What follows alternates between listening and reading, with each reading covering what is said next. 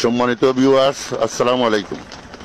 আমি এই মুহূর্তে দাঁড়িয়ে আছি সিলেটের গোয়েনঘাট উপজেলার গোয়েনঘাট রাধানগর সড়কের উপর।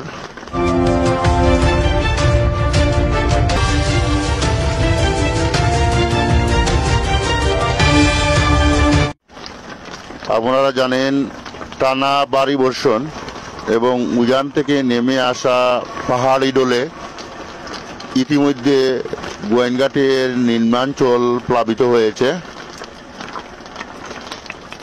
টানা ভারী বর্ষণ এবং উজান থেকে নেমে আসা পাহাড়ি ডোলে ইতিমধ্যে গোয়েনঘাট উপজেলার Nandirgaon union, Toyakul union, Lengura union,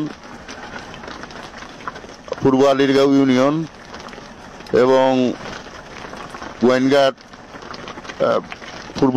Gowainghat উপজেলার পূর্ব জাফলং ইউনিয়নের কিছু অংশ, মধ্য জাফলং ইউনিয়নের নিম্নাঞ্চল ইতিমধ্যে প্লাবিত হয়েছে। গত কয়েকদিন থেকে ভারী বর্ষণ এবং ভারতের চেরাপুঞ্জিতে প্রচুর পরিমাণে বৃষ্টি হওয়ার কারণে যে ডলটি বাংলাদেশে নেমেছে, এর প্রভাব গোয়েনঘাটের নিম্নাঞ্চলে পড়েছে। আপনারা দেখতে পাচ্ছেন যে গোয়েনঘাট রাধানগর সড়কে বেশ কিছু অংশ ইতিমধ্যে পাহাড়ি ডোলে প্লাবিত হয়েছে। আপনারা দেখতে পাচ্ছেন যে গাড়িগুলো রিস্ক নিয়ে রাধানগর সড়কের উপর দিয়ে পারাপার হচ্ছে। এই পাহাড়ি ডোলে গোয়েনঘাটের চলাচলে ব্যাপক ক্ষতিগ্রস্তর মধ্যে পড়েছে। আপনারা জানেন যে গোয়েনঘাটের বিভিন্ন অঞ্চলে অপরিকল্পিত সড়ক নির্মাণ, বেড়িবাঁধ নির্মাণ এবং গোয়েনঘাটের যে ভারত থেকে নেমে আসা যে নদীটি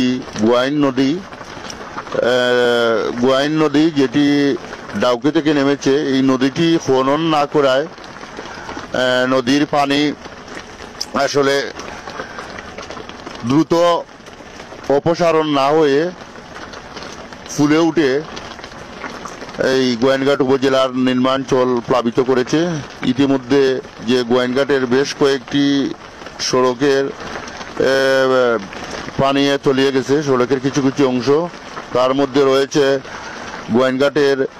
গোয়েনঘাট রাধানগর সড়কটি। আমরা সরেজমিন এখানে থেকে আপনাদেরকে দেখাচ্ছি যে আসলে বন্যার পরিস্থিতি গোয়েনঘাট উপজেলার গোয়েনঘাট উপজেলার মধ্যে যে নদীগুলি রয়েছে, নদীগুলি খনন না করায় পাহাড় থেকে নেমে আসা পানি ফুলে এই অঞ্চলকে প্লাবিত করে ফেলেছে। আসলে গত কয়েকদিন থেকে যে টানা বৃষ্টি হচ্ছে, এই